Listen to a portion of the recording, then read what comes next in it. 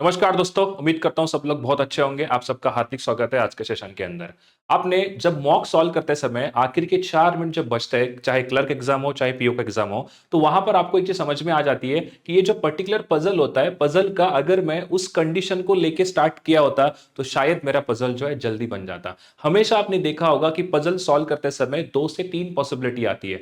तो उसमें से आपको एक चीज ऐसा लगता है कि अगर मैं इसको लेके सॉल्व किया होता, तो शायद जो है मेरा पजल सिंगल पॉसिबिलिटी के अंदर सॉल्व हुआ होता। तो बेसिकली होता क्या है कि आपके प्री एग्जाम्स के अंदर बहुत कम समय दिया होता है। तो वहां पर बच्चे अक्सर गलती ये कर बैठते हैं कि कंडीशंस को जब लिखते हैं, लिखने के बाद जब पॉसिबिलिटी सॉल्व करते हैं, तो वहां पे गलत पॉसिबिलिटी लेकर सॉल्व करते हैं, तो उससे क्या होता है, पजल सही नहीं बनता। तो आज इस वीडियो के अंदर हम बात करने वाले फ्लैट एंड फ्लोर का जो पजल होता है, उसके साथ ही अनसर्टन वाले ऐसे पजल के अंदर आपको जो है बहुत टाइम टेकिंग होता है, बहुत सारे कंडीशंस बनते हैं, बहुत सारी पॉसिबिलिटी वहां पे बनती है। तो इसीलिए क्या है, आज इस वीडियो के अंदर आपको मैं एक ऐसी ट्रिक बताने वाला हूं जहां पर जो है आप उस ट्रिक को अगर अप्लाई करते हो, थोड़ा सा इसमें आपको लगे कंसंट्रेशन, अच्छे से समझना होगा, अच्छे से सुनना होगा, ताकि जो है आपको एक प्रॉपर जो मैं कहने की कोशिश कर रहा हूं यहां पे वो समझ में आ जाएगा। ठीक है, तो बेसिकली हम क्या सॉल्व करने वाले हैं, जो भी आपके सामने पजल होगा उस पजल को हम सॉल्व करेंगे विदाउट पॉसिबिलिटी। हम पॉसिबिलिटी लेंगे ही नहीं, जो भी पॉसिबिलिटी आती है उसको थोड़ा सा हम कुछ ऐसे कोशिश करेंगे कि कैसे भी करके वो पॉसिबिलिटी जो है वहां पे एलिमिनेट हो जाए।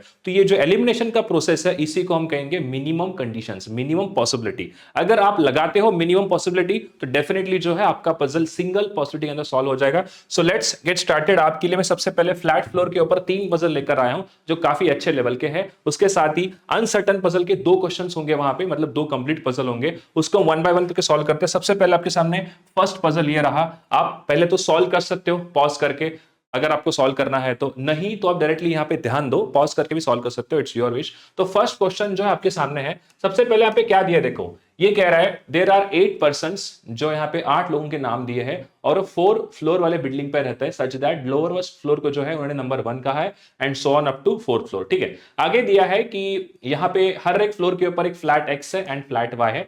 आगे आपको एक और चीज यहाँ पे दी होगी कि एक्स एंड वाई जो है कहां पर रह करके, देखो flat Y east to the east of that flat X, यानी कि एक्स के ऐसे ईस्ट साइड पे यहाँ पे फ्लैट दिया हुआ है। तो इस चीज के अंदर हमें एक चीज समझनी है कि अगर यहां पर कंडीशंस आती है, अगर पॉसिबिलिटी आती है, तो पॉसिबिलिटी को हम कैसे सॉल्व करेंगे, कौन सी ऐसी पॉसिबिलिटी है जिसको हम पहले सॉल्व करते तो आपका पजल सिंगल पॉसिबिलिटी के अंदर सॉल्व होता, तो वो देखने वाले। ठीक है, सो लेट्स गेट स्टार्टेड। आप इसको पॉज करके सॉल्व कर सकते हैं। अगर मैं आपको हर एक पजल को 2-2 3-3 मिनट देता रहूंगा तो वीडियो लंबा हो जाएगा। हमारा कोशिश यही है कि आपको कम समय के अंदर मैक्सिमम जो है उसका आउटपुट मिले। ठीक है, तो क्या दिए देखो, यहाँ पे ये कह रहा है कि U lives on even number floor. तो यू जो है इवन नंबर पे, तो 4 फ्लोर होंगे, तो यू डेफिनेटली या तो सेकंड फ्लोर पे आएगा या तो 4th फ्लोर पे आएगा।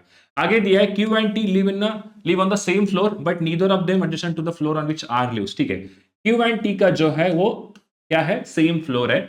आगे दिया है बट ये आर के आसपास नहीं रहते, मतलब इनके आजू बाजू में या तो ऊपर या तो नीचे आर जो है वो नहीं रहने वाला है। आगे दिया है N and R lives on a different flats. ठीक है, एन एंड आर जो है वो डिफरेंट फ्लैट्स में है, तो मैं लिख दूंगा यहाँ पे एन एंड आर का डिफरेंस यहाँ पे फ्लैट होने वाले करके।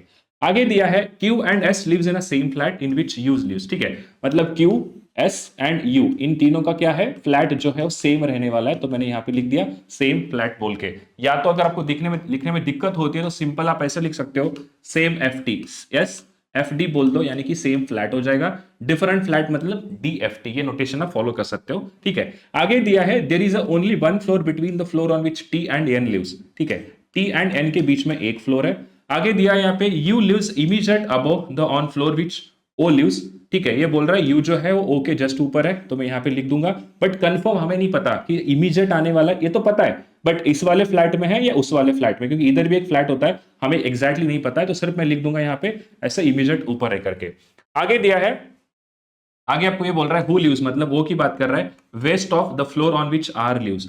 आर के वेस्ट साइड पे यहां पे रहने वाला है कौन, ओ रहने वाला है। तो पहले तो मैं सारे कंडीशन लिखा हूं, जो भी कंप्लीट पजल दिया था उसको मैं जितना हो सकता है उतना कम कंडीशंस में लिखने की कोशिश की है। ठीक है, अब कंडीशन लिखने का भी बहुत सारा तरीका अलग अलग होता है। बहुत सारे बच्चे ऐसे करते हैं कि जब पजल वहां पे लिख रहे हैं, उसको जब समझ रहे तभी कंडीशन को स्टार्ट कर देते हैं। बट मेरा जो तरीका है यूजुअली सॉल्व करने का, सबसे पहले मैं कंडीशन लिख लेता हूं, जहां पर लिखने के लिए मुझे 1 मिनट से भी कम समय लगता है। उसके बाद सबसे इंपॉर्टेंट काम होता है आपको कि देखना है कहां से हम पजल को स्टार्ट कर सकते हैं। तो देखो हमने यहाँ पे सारे के सारे फ्लोर लिख दिए, 4, 3, 2 एंड 1, ये 4 फ्लोर यहाँ पे आने वाले हैं। उसके बाद हर एक फ्लोर के ऊपर 2 फ्लैट दिए हैं, तो मैं यहाँ पे लिख दूंगा x एंड y। अब बहुत सारे बच्चे क्या करते हैं पता है क्या, सॉल्व करते समय ऐसा एक और ब्लॉक बनाते हैं, मतलब ये जो मैंने आपके सामने बनाया है ऐसा एक और बनाएंगे, मतलब उनको पता है कि 2-3 पॉसिबिलिटी आने वाली है, तो पहले इसको सॉल्व करते हैं, अगर ये नहीं बैठा फिर उसके ऊपर चले जाएंगे। इसमें क्या होगा ना, टाइम वेस्ट होगा। बहुत बार आपने देखा होगा कि लास्ट के जब 4 मिनट बचते हैं, मान लो आप एसबीआई पीओ का प्री दे रहे हो या एसबीआई क्लर्क का प्री एग्जाम जो भी मॉक दे रहे हो रियल एग्जाम के भी अंदर भी, वो आपको समझ में आता है कि अगर मैं इनसे स्टार्ट किया होता तो शायद मेरा पजल जो है जल्दी बन जाता है, ये अक्सर आपने देखा होगा। तो आज हम इस चीज के बारे में बात करने वाले हैं कि ऐसी कौन सी पॉसिबिलिटी है या ऐसी कौन सी कंडीशन है जिसे हमें पहले लेना चाहिए। अब हर एक पजल के अंदर कंडीशन अलग होते हैं, बट फिर भी हम यहाँ पे यूज करने वाले एलिमिनेशन प्रोसेस, एलिमिनेशन के अंदर हमें क्या करना है कि वहां पर हमें सिर्फ एक चीज उठानी है जिसके अंदर कम से कम पॉसिबिलिटी लगे, ठीक है। तो देखो हमको अभी एक बात पता है कि क्यू एस एंड यू जो है वो सेम फ्लैट के अंदर रहने वाले, मतलब हमको एक बात पता लग गया कि जो फ्लैट होता है ऐसा कोई भी एक फ्लैट है जिसके अंदर 3 पर्सन आने वाले, हमको एक बात जो है पता लग गई, ठीक है। उसके बाद आगे और क्या दिया, देखो यहाँ पे और एक कंडीशन हमारे पास ऐसा भी है कि टी एंड एन के बीच में एक दिया, ठीक है। देखो आपके पास सबसे बेस्ट कंडीशन क्या है, इससे स्टार्ट कर सकते हैं, क्योंकि देखो हमेशा एक चीज याद रखो, फ्लैट फ्लोर के अंदर आपके पास कोई ऐसा रिजिड कंडीशन होना चाहिए, रिजिड मतलब जिसके बारे में आपको एग्जैक्ट पोजीशन दिया होगा। अगर मैं आर की बात करूं, आर की अगर मैं बात करूं, आर से मैं क्या स्टार्ट कर सकता हूं क्या, डेफिनेटली, क्यों, क्योंकि अगर मैं आर के इस तरफ ओ रख दिया तो यू का कंडीशन हमें पास दिया है, यू जो है या तो सेकंड पे आएगा या तो फोर्थ पे आने वाला है, तो ये हमको ये बात पता है। अगर मान लो यू आने के चांसेस क्या है, यू या तो सेकंड पे आएगा, यू या तो फोर्थ पे आएगा, तो सबसे पहले हमेशा आप कोशिश करना कि नीचे से स्टार्ट करो।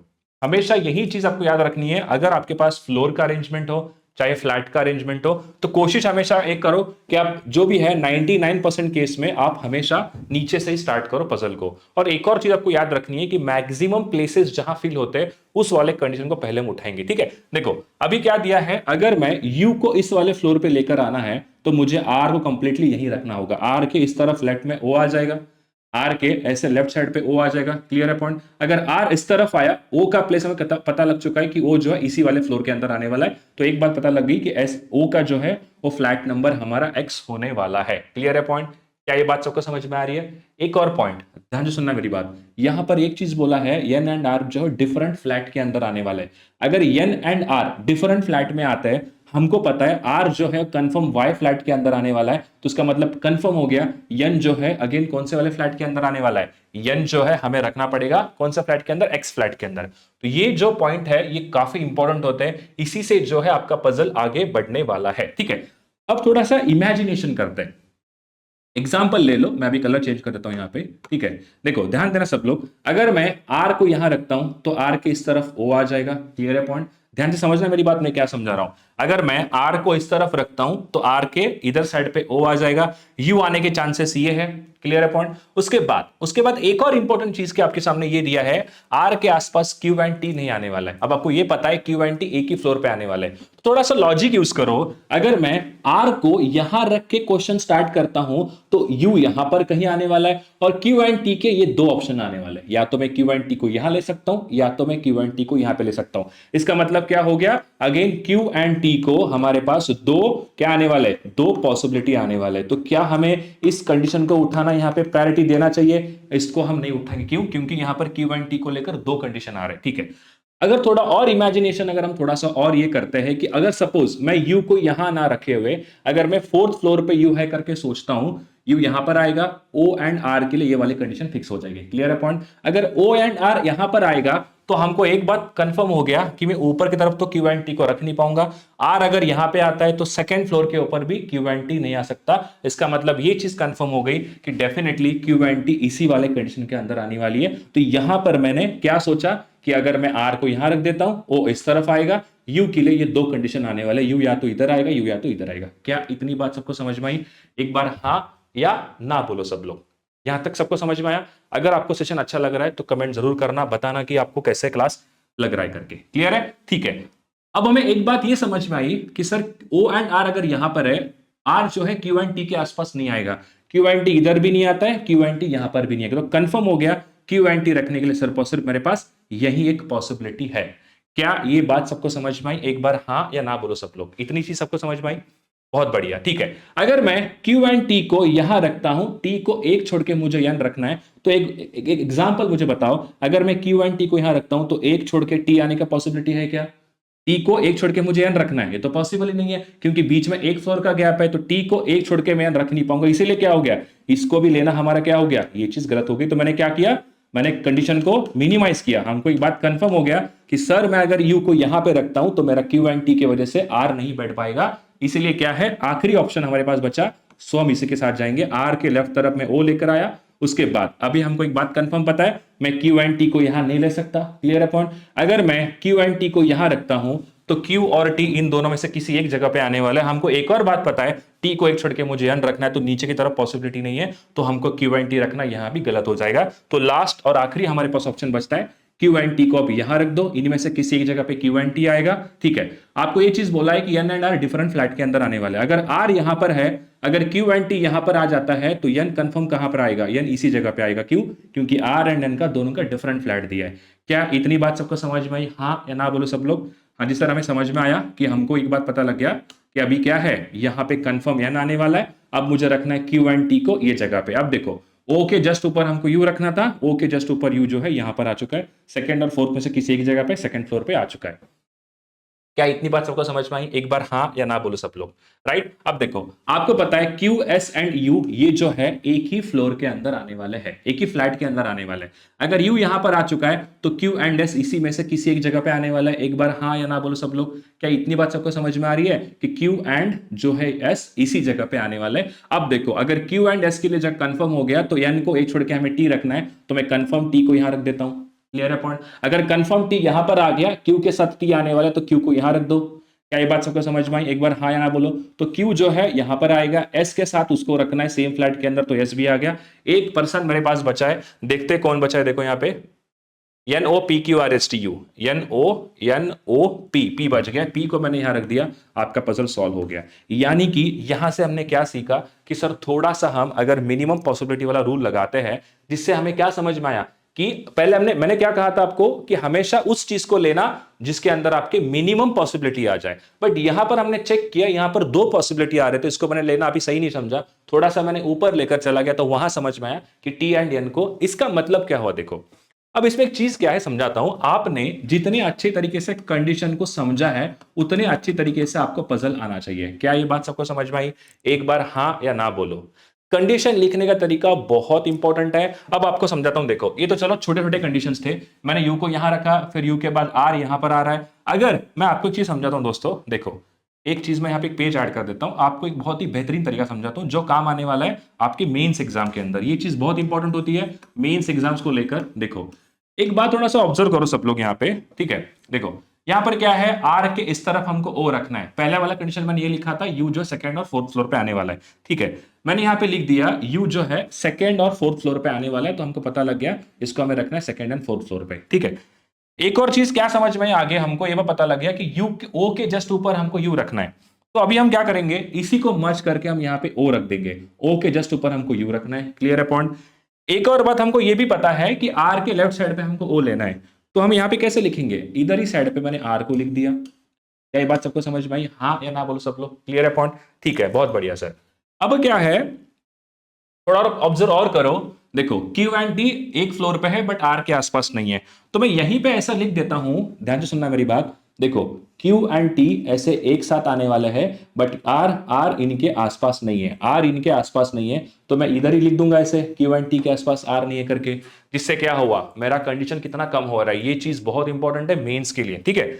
और क्या है देखो सर, और एक चीज है, T एंड एन को एक छोड़ के हमको टी एंड एन को छोड़ के एक रखना है, तो मैं यहां पर ऐसे भी सोच सकता हूं, टी को एक छोड़ के मैंने एन रख दिया, इनके बीच में एक फ्लोर का गैप है। मतलब मैंने क्या किया, कंप्लीट पजल को आपके सामने सिर्फ और सिर्फ छोटे से कंडीशन के अंदर मैंने लिख दिया।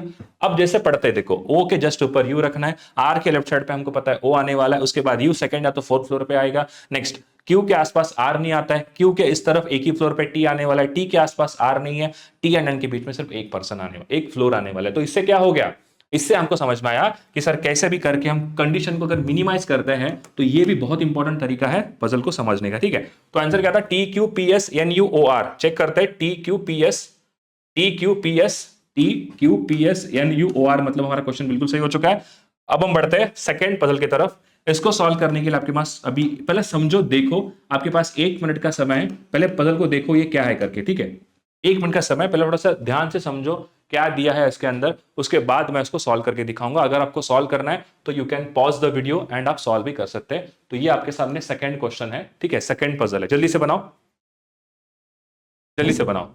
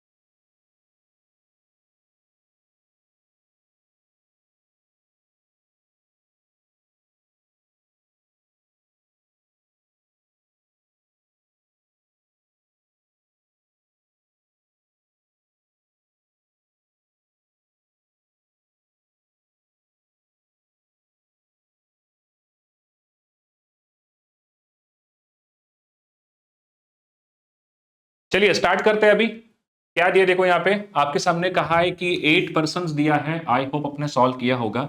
और ये बोल रहा है कि इसमें 4 फ्लोर्स आने वाले हैं, बॉटमेस्ट नंबर को 1 बोला है and so on up to the 4th floor. आगे दिया देखो यहाँ पे ईच फ्लोर पे 2 फ्लैट है, फ्लैट ए एंड बी, और फ्लैट ए जो है टुवर्ड्स वेस्ट ऑफ बी बोला है, यानी कि बी यहां पर आएगा तो ए जो है यहां पर ऐसे आ जाएगा, ठीक है। तो यहां से आपका पजल स्टार्ट होने वाला है। लेट्स गेट स्टार्टेड, बनाते हैं, समझते हैं क्या क्या है और ऐसी कौन सी कंडीशन है जहां पर आपको थोड़ा सा समझना जरूरी है।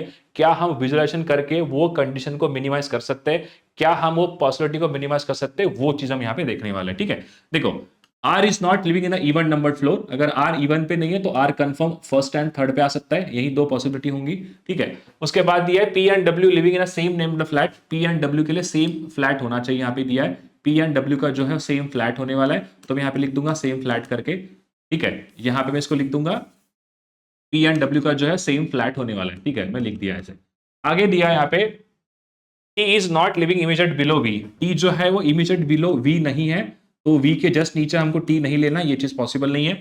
आगे दिया है there is a one floor between, there is a one floor between on which V and Q is living, V and Q इनके बीच में एक फ्लोर है। उसके बाद आगे दिया है number of floors above P is equal to the number of floors below W, ठीक है। यहीं पे हम मर्ज कर देंगे, जितने भी वी के पी के ऊपर है उतने ही डब्ल्यू के ऐसे नीचे होने चाहिए, ठीक है, फ्लोर की बात कर रहा है।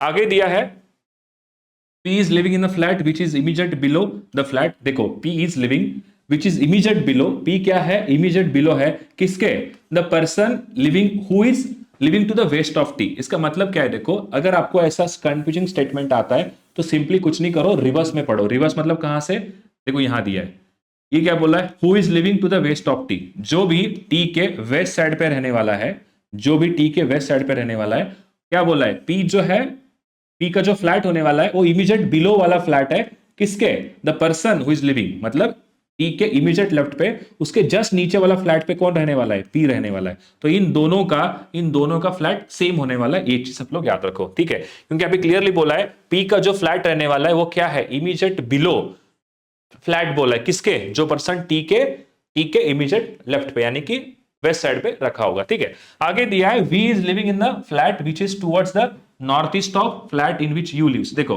बेसिकली सबको पता है कि ये ईस्ट होता है, ये वेस्ट है, ये नॉर्थ है एंड साउथ है। नॉर्थ ईस्ट ऐसे होता है, नॉर्थ ईस्ट हम ऐसे ही लेते हैं। तो ये क्या बोल रहा है, देखो यहाँ पे वी जो है, वी का जो फ्लैट होने वाला है वो क्या है, नॉर्थ ईस्ट में है किसके, यू के फ्लैट के, यानी कि मैं ऐसे लिख दूंगा यू के इस तरफ ऐसे वी आने वाला है। आगे दिया है S and U are living in a same named flat, S and U का जो है वो फ्लैट सेम होने वाला है, यहाँ पे दिया है सेम फ्लैट करके। आगे दिया है S is not living immediate below you, अच्छा ठीक है, यू के जस्ट नीचे हमें एस नहीं लेना है, तो ये बात तो कंफर्म हो गई। चलो बनाते हैं, अभी क्या दिया है 4 3, 4 फ्लोर है कंप्लीटली, 2 एंड ये आ गया 1। आगे आपको दिया है ऐसे टोटल 2 फ्लैट रहने वाले हैं हर एक इसमें, यहाँ पर ए है और यहाँ पर बी आने वाला है। क्लियर है पॉइंट, क्या इतनी बात सबको समझ में आई, ठीक है। अगर सेशन अच्छा लग रहा है तो लाइक जरूर करिए, उसके साथ नीचे कमेंट में बताइए कि आपको इसमें से क्या सीखने को मिला करके। ठीक है, चलो स्टार्ट करते हैं। अभी देखो हमारे पास क्या कंडीशन है, आर जो है फर्स्ट एंड थ्री पे रहता है, पी एंड डब्ल्यू का कंडीशन ये दिया है, जितने पी के ऊपर होंगे उतने डब्ल्यू के नीचे होंगे। ये भी चीज आपको कहा है। ठीक है, ये भी आपको कहा है कि आगे पी एंड डब्ल्यू का सेम फ्लैट भी होना चाहिए, कोई बात नहीं। उसके बाद देखो पी, देखो एक बात ध्यान सुनना, यहां पर क्या दिया है, यहां पर आपके सामने टी का इमीडिएट लेफ्ट, टी के वेस्ट साइड पे जो भी पर्सन होगा उसके नीचे हमें पी लेना है। तो एक बात बताओ, क्या मैं टी को यहां ले सकता हूं? क्या टी को यहां लेना पॉसिबल नहीं है, इस वाले फ्लैट के अंदर टी नहीं आ सकता। तो टी कंफर्म हो गया, टी यहीं पर आने वाला है। अगर मैं टी को यहां रख दिया तो टी के वेस्ट साइड के नीचे पी नहीं आएगा, इसका मतलब मैं टी को यहां पर भी नहीं ले सकता, तो टी आने के चांसेस ये हो गए। क्या इतनी बात सबको समझ में आई? ठीक है, एक और चीज देखो दोस्तों, यहाँ पे इस वाले कंडीशन को हमेशा याद रखना। आपको फ्लैट फ्लोर के अंदर कभी भी अगर ऐसी वाली कंडीशन आती है जहां पे बोला है नॉर्थ ईस्ट बोला है या साउथ वेस्ट आपको अगर बोला है, इन चीजों को बहुत अच्छी तरीके से समझना, क्योंकि ये काफी इंपॉर्टेंट होते हैं। ठीक है, अब देखो यू के नॉर्थ ईस्ट में हमको वी लेना है, तो क्या मैं यू को यहां रख सकता हूं? क्या नहीं, तो यू आने के चांसेस कंफर्म ये होगा कि यू को मैं यहां रखना पड़ेगा। आगे दिया एस एंड यू का सेम फ्लैट है, यानी कि एस एंड यू इसी फ्लैट में आएंगे, तो एस एंड यू का फ्लैट ए कंफर्म हो गया। उसके साथ एक और चीज क्या बोला है, हमको पता है पी जो है वो टी के लेफ्ट में, यानी कि पी कंफर्म हो गया, पी भी यहीं पे आएगा। आगे एक और चीज दी है, P and W same flat पे है, मतलब हमें एक बात समझ में आई कि टोटल फ्लैट ए के अंदर U S P and W ये चार लोग कंफर्म हो गए। क्या इतनी सी बात सबको समझ में आ रही है? एक बार हाँ या ना बोलो सब लोग, क्लियर है पॉइंट? ठीक है, बहुत बढ़िया सर। अब देखो क्या है, थोड़ा सा लॉजिक यूज करते हैं। ठीक है, आपको पता है पी के ऊपर जितने लोग हैं उतने डब्ल्यू के नीचे होने चाहिए, उतने फ्लोर की बात कर रहे हैं। अगर मैं सबसे पहले सुनना मेरी बात ध्यान से, अगर मैं टी को यहां लेता हूं, अगर मैं टी को यहां पर रख देता हूं, क्लियर है, और कोई कंडीशन तो हमसे नहीं छूटा है ना, और कोई कंडीशन तो छूटी नहीं है, सब कुछ तो हमने ले लिया है। ठीक है, देखो अभी क्या है, सुनना मेरी बात ध्यान से। एक चीज ऐसा बोला है, अगर मैं टी को यहां रख देता हूं, सबसे पहली कंडीशन टी रखने की ही पॉसिबिलिटी है, हमेशा से कोशिश करना कि आप बॉटम साइड से स्टार्ट करोगे, ये प्रायोरिटी हमेशा दो, आप बॉटम साइड से क्वेश्चन को स्टार्ट करोगे करके। क्लियर है पॉइंट? ये हमेशा याद रखना है। ठीक है, अगर मैं टी को यहां रख देता हूं तो टी के इस तरफ यहां पी आ जाएगा। क्लियर है पॉइंट? क्या ये बात सबको समझ में आ रही है? अगर पी यहां पर आता है, अगर पी जो है इस वाले केस में अगर आने वाला है, तो इस वाले केस के अंदर पी के ऊपर कितने फ्लोर है? 3 फ्लोर है। अगर पी के ऊपर 3 फ्लोर है तो डब्ल्यू के नीचे भी 3 फ्लोर होने चाहिए, यानी कि डब्ल्यू के लिए ये जगह फिक्स हो गई। अगर मैं डब्ल्यू को यहां रख देता हूं तो कंफर्म हो गया एस एंड यू जो है यहीं कहीं आ सकता है, एस एंड यू बचा है ना, तो ये पूरा जगह इनके लिए आ चुका है। ठीक है, अब एक बात बताओ सब लोग मुझे, अगर मैं टी को यहां रख देता हूं, अगर मैं टी को सपोज अगर मैं टी को यहां रख देता हूं, अब एक बोला है कि v के जस्ट ऊपर t नहीं आ सकता, अगर मैं t को सपोज यहां लेता हूं तो क्या v आना पॉसिबल है? सर यहां v को नहीं ले पाऊंगा, अगर मैं v को यहां नहीं ले पाऊंगा तो क्या v को यहां ले सकता हूं? क्या नहीं, क्यों? क्योंकि बोला u के इस तरफ v आने वाला है, तो अगर मैं v को यहां रख दिया तो इस तरफ आना इम्पॉसिबल है। ठीक है, तो तीनों जगह पे अगर v नहीं आता है तो आखिरी ऑप्शन बच गया v रखने के लिए वाला। अब एक चीज ध्यान से सुनना, v को एक छोड़ के हमें q लेना है, यही सबसे इंपॉर्टेंट चीज होती है कि आप कंडीशन जब लिख रहे हो ना, आपके दिमाग में चीज सेट होनी चाहिए, इसके लगता है कंसंट्रेशन। तो कंसंट्रेशन हमेशा 100% रखो पजल सॉल्व करते समय। ठीक है, देखो अगर मैं v को यहां रख देता हूं तो v को एक छोड़ के यहां पे q आना पॉसिबल नहीं है। क्यों? क्योंकि अगर पीएस डब्ल्यू इस वाले केस में आने वाला है तो सिर्फ और सिर्फ q रखने की ही जगह थी, इसीलिए क्या हो गया, मैं यहां t को लेके स्टार्ट नहीं कर सकता। तो ये बात हमें पता लग गई कि मैं यहां पर भी t को नहीं ले पाऊंगा। ये चेक करने के लिए मुझे ऐसा लगता है विद इन 5 to 10 सेकंड में आप समझ जाओगे। क्लियर है पॉइंट? ठीक है, अब क्या बचा सर, आखिरी केस है, अगर मैं टी को यहां रख देता हूं तो टी एक छोड़ के पी यहां पर आएगा। क्लियर है पॉइंट? पी के ऊपर 2 है तो डब्ल्यू के नीचे होंगे, तो कंफर्म मैं डब्ल्यू को यहां रखूंगा। अगर मैं डब्ल्यू को यहां रख देता हूं, अगर मैं W को यहां रख देता हूं तो देखो अब मैं U को यहां नहीं ले पाऊंगा, अगर U यहां लेता हूं तो इस तरह पॉसिबल नहीं है V आना, तो कंफर्म हो गया मुझे U को यही लेना पड़ेगा। अगर U यहां पर लेता हूं तो इस तरफ अगेन कौन नहीं आएगा? V नहीं आएगा, क्योंकि V के जस्ट नीचे हमें T लेना लिया था हमने, तो कंफर्म हो गया कि मुझे V को यही लेना पड़ेगा। V यहां लेता हूं तो V को एक छोड़ के Q आना पॉसिबल है, मतलब क्या है सर, मैं T को यहां लेके स्टार्ट कर सकता हूं, T के जस्ट नीचे P आएगा, अगर P के ऊपर 2 है तो W के नीचे भी 2 हो जाएंगे। ये क्या है? ये है मेरा विजुअलाइजेशन, ये चीज आपको अटेन करनी है, इसके बाद आपको कोई एग्जाम जो है ऐसा नहीं रहेगा जिससे आपको नहीं निकलेंगे पजल। क्लियर है पॉइंट? ठीक है, अब क्या है, V यहां पॉसिबल नहीं है तो कंफर्म हो गया कि अगर मैं U को यहां रखता हूं, इस तरफ भी आना पॉसिबल नहीं, तो U को यहां रख दो, ऐसे V आ जाएगा, V को एक छोड़ के हम रखना है, क्या Q बोला है तो Q को यहां रख दो। क्लियर है पॉइंट? अगर मैं Q को यहां रख देता हूं, अगर मैं Q को यहां रख देता हूं तो क्या है, S बचा है, S यहां पर आएगा, ये वाली कंडीशन सेटिस्फाई हो गई। U के नीचे तो S नहीं है, एक आखिरी बचा है मेरे ख्याल से, R बचा है। देखो R को रखो, R बोला है फर्स्ट एंड थर्ड पे आने वाला है, मतलब हमने सिंगल पॉसिबिलिटी के अंदर पजल को सॉल्व कर दिया, सिर्फ और सिर्फ थोड़ा सा विजुअलाइजेशन एंड सेकंड क्या है, ये कंडीशन का अंडरस्टैंडिंग अगर आपका अच्छा है तो डेफिनेटली सॉल्व होगा। क्लियर है पॉइंट? तो चेक करते हैं क्या ये चीज सही है करके। तो देखो एस क्यू डब्ल्यू टी दिया है, S Q W T P V U R, P V U R, मतलब हमारा क्वेश्चन बिल्कुल सही हो चुका है। अब हम बढ़ते हैं नेक्स्ट क्वेश्चन की तरफ। ये रहा थर्ड पजल।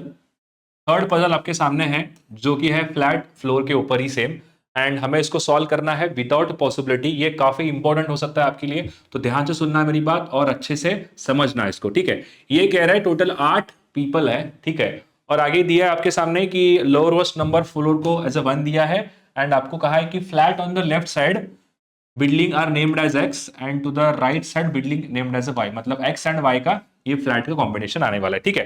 तो लेट्स गेट स्टार्टेड। देखो क्या दिया यहाँ पे, ये बोल रहा है number of floors above F is equal to the number of floors below E. जितने भी फ्लोर एफ के ऊपर होंगे उतने ही फ्लोर ई के नीचे होंगे। आगे दिया है ई जो है फ्लैट एक्स में रहता है, तो मैंने लिख दिया यहाँ पे B leaves 1 floor below H. देखो ध्यान से पढ़ो, यहाँ पे बी बोला है 1 फ्लोर बिलो है एच के, यानी कि एच के जस्ट नीचे बी आने वाला है, और बोला है इन द सेम फ्लैट, मतलब दोनों का जो है वो सेम फ्लैट आने वाला है, ठीक है। आगे दिया है D lives in a flat which is immediate south west of the flat in which A lives. तो जो डी है वो साउथ वेस्ट है ए के, बट ये कह रहा है कि इमीडिएट है बोल के, इमीडिएट मतलब वो जस्ट नीचे वाले फ्लैट पे आने वाला है बट साउथ वेस्ट पे। तो ऐसी कंडीशन बहुत इंपॉर्टेंट होती है फ्लैट फ्लोर के अंदर, हमेशा इसके ऊपर ध्यान देना है, और ये चीज आपको कंडीशन को मिनिमल कर देगी, ठीक है। आगे दिया है सी लिव्स अबो एफ। सी जो है एफ के ऊपर रहते हैं but not on the fourth floor. C जो है वो एफ के ऊपर है बट वो फोर्थ पे नहीं है, तो कैंसिल कर दिया मैंने। आगे दिया है one floor is there between the floor on which G and B lives, both live in different flats. G and B इनके बीच में एक फ्लोर है, दोनों के दोनों डिफरेंट फ्लैट के अंदर रहते हैं। आगे बोल रहा है कि B doesn't live on the first floor, ठीक है, बी जो है वो फर्स्ट फ्लोर पे नहीं है। तो स्टार्ट करते हैं अभी क्वेश्चन को। क्या दिया देखो यहाँ पे 4 3 2 एंड 1, ये बन गया। और इसी एक ही पजल से हम बनाने वाले, ठीक है, एक ही कंडीशन लेकर हम बनाने वाले, ये है एक्स एंड वाई का फ्लैट। आपको एक चीज पता है यहां पर कहां से स्टार्ट कर सकते हैं, देखो एक तो ए एंड डी को ध्यान रखो हमेशा, क्योंकि ये सबसे इंपॉर्टेंट कंडीशन है। आपको बोल रहा है एफ के ऊपर सी जो है फोर्थ पे नहीं आएगा बट सी ऊपर आने वाला है, तो क्या एफ को यहां ले सकता हूं क्या? एफ यहां लेना पॉसिबल नहीं, क्योंकि ऊपर सी नहीं आएगा। अगर मैं एफ को यहां लेता हूं तो सी फोर्थ फ्लोर पे अगेन नहीं आएगा, तो कंफर्म हो गया इन्हीं दो फ्लोर के ऊपर क्या आएगा, एफ आने वाला है। क्लियर है पॉइंट? क्या ये बात सबको समझ में आ रही है? एक बार हाँ या ना बोलो सब लोग, क्या इतनी सी बात सबको समझ में आ रही है? क्लियर है? ठीक है, ओके। आगे बढ़ते हैं। एक बोल रहा है आपको जितने भी एफ के ऊपर होंगे उतने ही ई के नीचे, बट ई जो है एक्स पे आने वाला है। मतलब हमको एक बात 100% समझ में आ गई कि मुझे ई जो है यही दो जगह पे रख सकता हूं मैं, इन्हीं दो जगह पे, यही दो जगह पे ई को रखने का मेरे पास ऑप्शन है। क्लियर है पॉइंट? ठीक है, अभी हम चेक करते हैं सर कि कहां पर मैं ई को रख के देख सकता हूं। तो दोबारा बनाने की जरूरत नहीं है, इन सभी कंडीशन का हम यूज करेंगे। ध्यान से समझेंगे कि देखो बी फर्स्ट पे नहीं आने वाला है, ए के जस्ट इधर नीचे डी लेना है, एच के नीचे हमको बी लेना है, दोनों का सेम फ्लैट होना चाहिए। देखो अगर सबसे पहले यहां पर ई है करके मान लेता हूं मैं, अगर मैं ई को यहां मानता हूं तो एच एंड बी कहां पर आएगा? बी जो है यहां पर तो नहीं आ सकता, तो एच एंड बी आने के चांसेस क्या है? या तो मैं एच एंड बी को यहां रख सकता हूं, नहीं तो मैं एच एंड बी को यहां रखूंगा। क्लियर है पॉइंट? क्या बात सबको समझ में आई? एक और बात आपको बोला है जी एंड बी का डिफरेंट फ्लोर डिफरेंट फ्लैट होना चाहिए। सुनना मेरी बात ध्यान से। अभी अगर मैं एच एंड बी को यहां रखता हूं, सपोज मान लो एच एंड बी अगर यहां पर आता है तो बी को एक छोड़कर मुझे जी रखना पड़ेगा, तो एक छोड़कर फ्लोर जी जो है डिफरेंट फ्लैट में यहां पे जी आ जाएगा, तो मेरे लिए ए एंड डी रखने के चांसेस नहीं है। देखो ए एंड डी कहां रखोगे? ऐसे यहाँ पे दो पर्सन आ चुके हैं, यहाँ पे एक पर्सन आया है, तो ए एंड डी ऐसे आने वाला है, मतलब अगर ए यहाँ पर आता है तो डी यहाँ पर आने वाला है। यहाँ पर तो ऑलरेडी जी आ चुका है क्योंकि मैं बी को यहाँ रखा हूं करके, तो इसीलिए क्या हो गया सर, एक बात कंफर्म हो गया कि मैं क्या है इस पे एच एंड बी को नहीं ले सकता। अगर मैं एच एंड बी को यहां पे ले लिया तो, अगर मैं एच एंड बी को यहां लेता हूं तो मेरे पास ऑप्शन क्या है? देखो एच एंड बी को अगर मैं यहां रखता हूं तो ए एंड डी रखने का पॉसिबल नहीं, क्योंकि ए एंड डी इधर भी नहीं आएगा, यहां एच एंड बी है तो यहां भी रख नहीं पाऊंगा। तो कंफर्म क्या हो गया, मैं ई को यहां लेना मेरे लिए सही नहीं है। तो एक बात तो कंफर्म हो गई, ई को मैं कंफर्म यहीं पे रख सकता हूं, इसके अलावा कोई और ऑप्शन नहीं है मेरे पास। क्या ये बात सबको समझ में? एक बार हाँ या ना बोलो सब लोग। ठीक है, बहुत बढ़िया सर। अब देखो समझो मेरी बात थोड़ा ध्यान से, एक और चीज क्या है यहाँ पे, एक बात तो आपको थोड़ा दिमाग में आ चुका है। अगर मैं एच एंड बी को यहां लेता हूं, अगर मैं एच एंड बी को यहां लिया, इसके पहले हमने चेक किया था, एच एंड बी को यहां लेने के बाद एक छोड़कर मैं जी अगर यहां लेता हूं तो ए एंड डी आना पॉसिबल नहीं है। तो यहां एच एंड बी दोबारा रखने की जरूरत नहीं है, ना ही हम यहां देख के भी चेक करेंगे, तब भी बी को एक छोड़कर यहां जी लेना पड़ेगा जो कि डिफरेंट फ्लैट नहीं है। तो खत्म हो गया, एच एंड बी यहां पर नहीं आएगा, यहां नहीं आएगा, तो कंफर्म है एच एंड बी को यहां रख दो, बी को एक छोड़कर जी यहां पर आएगा, ए एंड डी वाली कंडीशन ये सेटिस्फाई हो रही है, डी को सॉरी ए को यहां पे रखो, डी कंफर्म यहां पर आएगा। और क्या बचा है, और चीज क्या बची है हमारे पास, एफ के ऊपर सी रखना है। अगर ई यहां पर है, ई के नीचे 3 फ्लोर है, तो एफ को यहां रख दो, एफ के ऊपर 3 फ्लोर हो जाएंगे, सी बच गया, सी को रखो, क्वेश्चन सॉल्व हो गया। अगर आप इसको ट्राई किए होंगे पॉज करके, तो डेफिनेटली आपको कम से कम 3 से 4 पॉसिबिलिटी लिए होंगे। अगर आपको आपका पुराना तरीका अगर अप्लाई करते हो तो मैंने कितना स्मार्टली आपको सॉल्व करके दिखाया। सबसे इंपॉर्टेंट क्या कहा, इस वाली कंडीशन को हमेशा आपको दिमाग में रख के चलना पड़ेगा, ऐसी कंडीशंस अगर आती है तो। क्लियर है पॉइंट? ठीक है, चलो बहुत बढ़िया सर। चेक करते हैं, E G H C, E G H C, B A D F, B A D F, मतलब हमारा पजल बिल्कुल सही आ चुका है। अब हम बढ़ते हैं थर्ड, जो फोर्थ क्वेश्चन जो कि होने वाला है अनसर्टन के ऊपर। यह है फोर्थ पजल, काफी इंपॉर्टेंट है। इसके अंदर भी कुछ ऐसे फैक्ट्स बताऊंगा जो आपको याद रखने चाहिए, एंड इसके बाद हम आगे बढ़ते हैं। ठीक है, तो देखो कुछ इसके पहले ही फैक्ट बताऊंगा जो सारे स्टूडेंट को याद रखना चाहिए अबाउट अनसर्टन। देखो अनसर्टन में एक चीज हमेशा याद रखो, क्या है, अनसर्टन के पजल जब बनाओगे तो हमेशा फोकस करो मैक्सिमम मैक्सिमम कंडीशंस को फिल होने चाहिए, मैक्सिमम कंडीशंस को फिल होने वाले कंडीशन को हमेशा पिक करना है। ठीक है, सेकेंड चीज क्या है, आप जब ऐसे ये ड्रॉ करते हो ना, समझो मेरी बात ध्यान से, यहां पर ऐसे मान लो बहुत सारे लोग आने वाले हैं। ठीक है, ऐसे बहुत सारे लोग हैं, हमको नहीं पता कौन कहां पर आने वाला है करके, बट हमने बस रख दिया अभी। ठीक है, एग्जाम्पल ले लो, मैंने यहां पे रखा है वी को, ठीक है, और वी के 4 छोड़ के मुझे यू यहां पे लेना था, फिर एस को मैंने कहीं यहां पे रखा है, तो ऐसे कुछ बहुत सारे पॉसिबिलिटी यहां पे आने वाली है। क्लियर है? एक चीज यहां पे स्मार्टनेस क्या करो पता है क्या, V एंड U के बीच में यहां पर कितने टोटल सीट्स दिख रहे हैं आपको, 3, तो यहां पे 3 लिख दो। ये पॉइंट, U के इस तरफ कितने सीट है, 2 सीट है, ऐसे लिखो। इसका तरीका समझाता हूं, देखो 3 और 4 5, यहां पे इनके बीच में S एंड V के बीच में टोटल 5 सीट्स है। इसका तरीका बाद में समझाऊंगा, ये लिखने का सबसे इंपॉर्टेंस क्या है करके। ये चीज थोड़ा सा याद रखो, इनके बीच में हमें लिखना चाहिए, क्योंकि इसके ऊपर अगर क्वेश्चन आते हैं तो हम डायरेक्टली सॉल्व कर पाएंगे। ठीक है, चलो देखते हैं जो क्वेश्चन हमें दिया है यहाँ पे उसको सॉल्व करने की कोशिश करेंगे। अनसर्टन नंबर ऑफ पर्संस बोला है, रो के अंदर सबके सब नॉर्थ फेस कर रहे हैं, there are 3 people between P and Q. चलो स्टार्ट करते हैं क्वेश्चन को, क्वेश्चन स्टार्ट करेंगे। ये बोल रहा है कि देयर आर क्या बोला है, 3 people between P and Q. ठीक है, who is standing third to the left of R, Q जो है third to the left of R है, तो आर के थर्ड लेफ्ट में ऐसे क्यू आने वाला है, और पी एंड क्यू के बीच में 3 लोग आने वाला है। आगे दिया है the number of person to the left of L, जितने भी एल के लेफ्ट में होंगे वो एक कम होगा to the right of P. जितने भी लोग इसके, ये क्या बोल रहा है, जितने भी लोग लेफ्ट ऑफ एल होंगे, एल के लेफ्ट में जितने भी लोग होंगे वो एक कम होना चाहिए, किससे, राइट ऑफ वी से। अगर वी के राइट में 4 है तो इसके लेफ्ट में 3 होना चाहिए। आगे दिया है Z is standing second to the left of P, Z is standing second to the left of P, P के सेकंड लेफ्ट में यहाँ पे Z है, तो मैंने ये लिख दिया। आगे दिया है आपको, आगे आपके सामने कंडीशन क्या दी, देखो यहाँ पे ये बोल रहा है कि Z is standing second to left of P, okay, but is not immediate neighbor of R। कौन नेबर नहीं है, Z नेबर नहीं है R का, तो यहाँ पे लिख दो Z के आसपास R नहीं आ सकता है।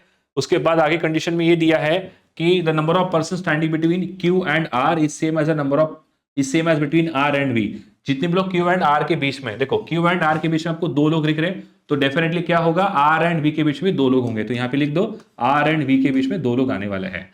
आगे दिया है the number of person to the right of V is 1 less than, number of person to the right of P is 1 less than between Q and V। जितने भी लोग Q and V के बीच में होंगे उससे एक कम होना चाहिए V के राइट साइड पे। ठीक है, क्लियर है, क्या ये बात सबको समझ में आ रही है? ठीक है, आगे बढ़ते हैं। 2 persons are standing between W and L, W and L के बीच में 2 लोग हैं। आगे दिया है आपको कंडीशन के अंदर, Who is immediate neighbor of Z, कौन, L जो है नेबर है किसका, Z का, तो मैंने लिख दिया। सारे कंडीशन आपके सामने लिख रहा हूं। ठीक है, बहुत बार बच्चे ना अनसर्टन देख के छोड़ देते हैं, बट इसके अंदर एक ऐसा फैक्ट बताऊंगा, उसके लिए आपको आखिर तक सेशन को देखना पड़ेगा। ठीक है, आगे दिया है there are more than 3 people between P and W. P and W के बीच में 3 से ज्यादा लोग होने चाहिए। चलो स्टार्ट करते हैं अभी, डायरेक्टली क्वेश्चन को स्टार्ट करेंगे। देखो क्या दिया है, स्टार्ट करते हैं। देखो ये पूरा पूरा ऐसे मैंने लाइन ड्रॉ कर दिया, थोड़ा नीचे ड्रॉ कर देता हूं ऐसे, ठीक है।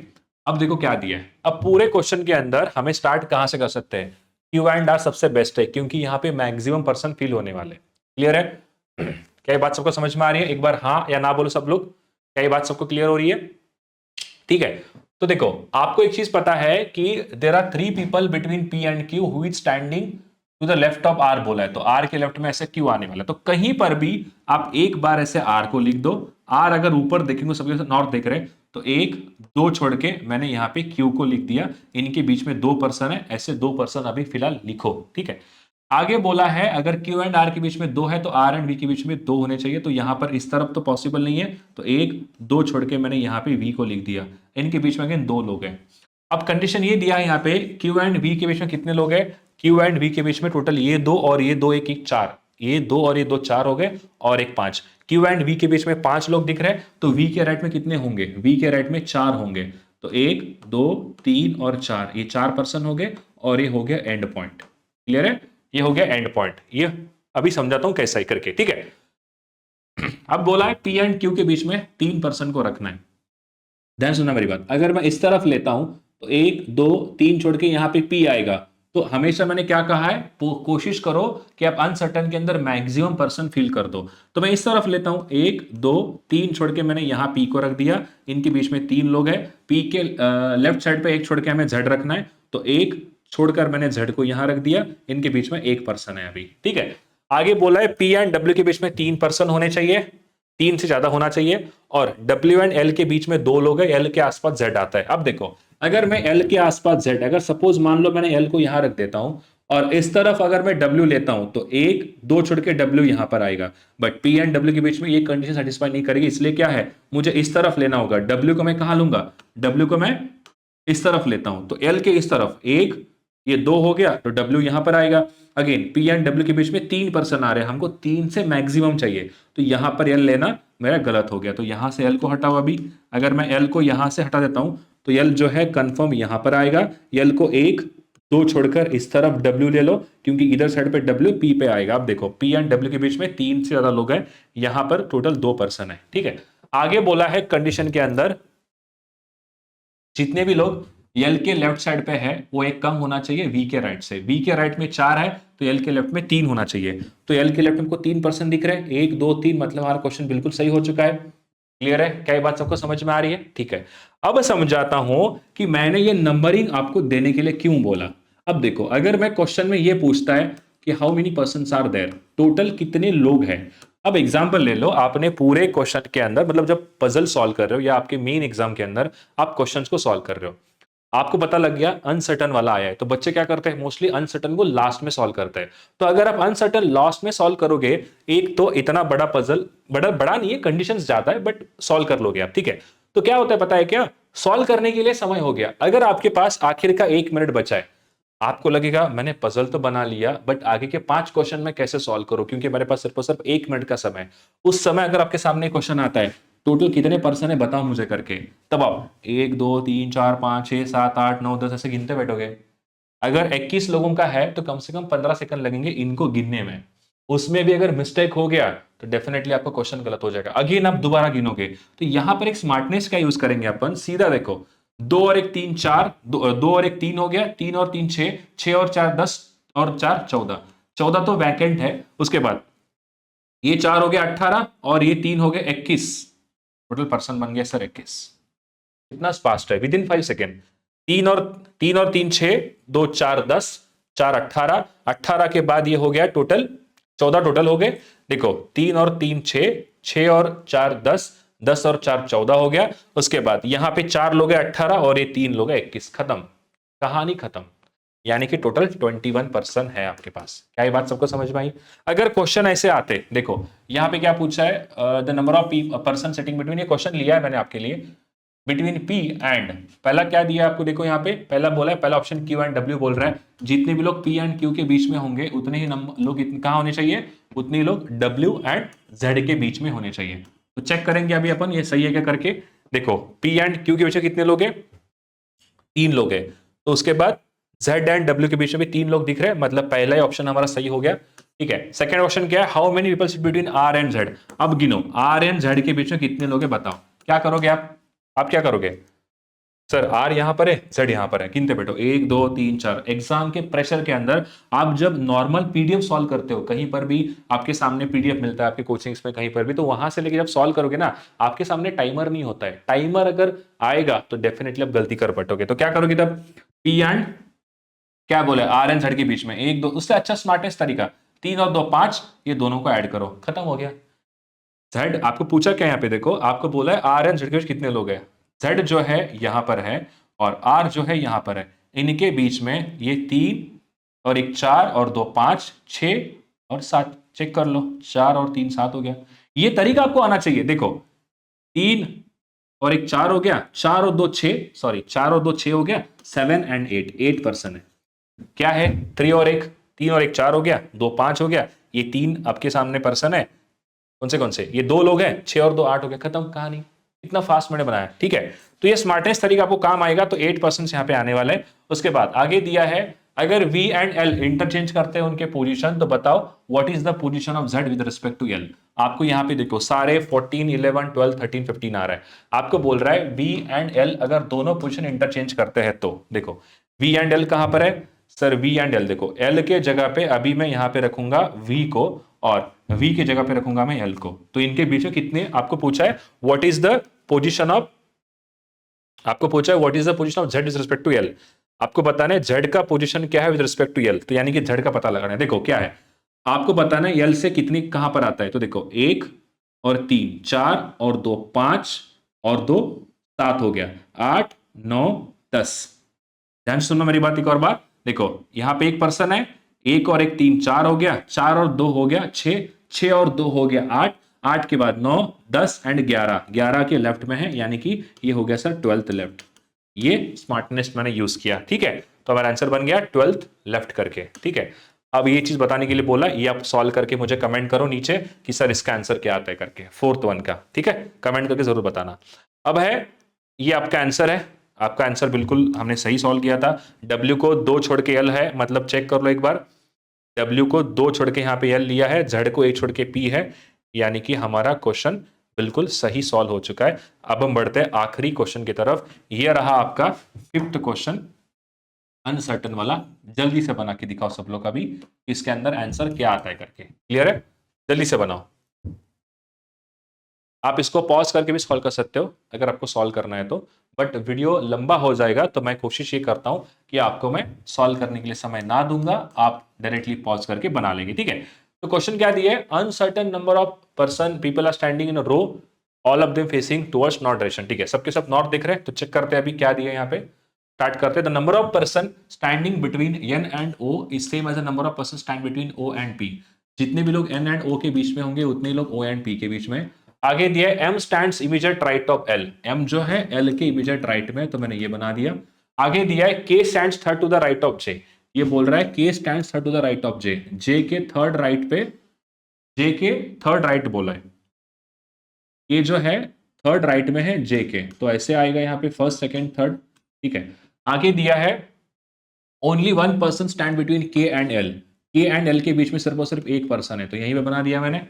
आगे दिया है only 2 person stand between M and N, M and N के बीच में सिर्फ और सिर्फ 2 लोग हैं, तो यहां पे मैंने बना दिया। आगे दिया है the number of person stand between M and N it's same as the number of person stand between M and K, अगर M एंड N के बीच में 2 लोग हैं तो डेफिनेटली M एंड K के बीच में भी यहाँ पे 2 लोग होंगे। आगे दिया है 3 person stand between N and P, N and P के बीच में 3 लोग हैं, तो यहीं पे लिख दूंगा N एंड P के बीच में 3 पर्सन है।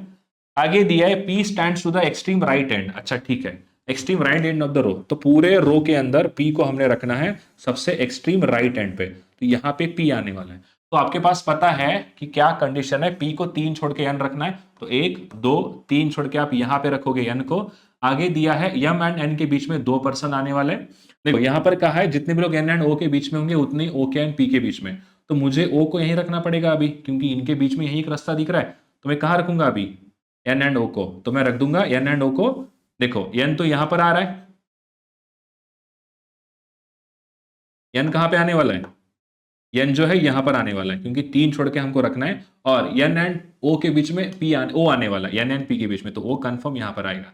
तो इनके बीच में एक एक पर्सन अभी आ चुका है, ठीक है। आगे दिया है एन को 2 छोड़ के हमको यम रखना है, इस तरफ लेना पॉसिबल नहीं है, तो 1 2 छोड़ के मैंने यहां पे ले लिया यम को, इनके बीच में 2 लोग आ गए। यम एंड के बीच में अगेन 2 पर्सन है, तो 1 2 छोड़ के मैंने के को यहां रख दिया, तो ये हो गया 2 पर्सन यहां पर, ठीक है। अब क्या है, जे के थर्ड राइट में हमें के रखना है, तो जे के थर्ड राइट में के बोला आपको, तो देखो 1 2 छोड़कर यहां पे जे आएगा, अगेन 2 पर्सन यहां पर आ गए। आगे दिया है के को 1 छोड़ के हमें एल लेना है, और एल जो है इमीडिएट राइट होना चाहिए एम का, तो देखो के को 1 छोड़ के यहां पे रख दूंगा मैं एल को, ठीक है। तो यहां पे 2 पर्सन नहीं है अभी, यहां पर 2 पर्सन नहीं हो जाएंगे, यहां पर 2 पर्सन नहीं होंगे, यहां पे सिर्फ और सिर्फ 1 पर्सन आएगा अभी, ठीक है।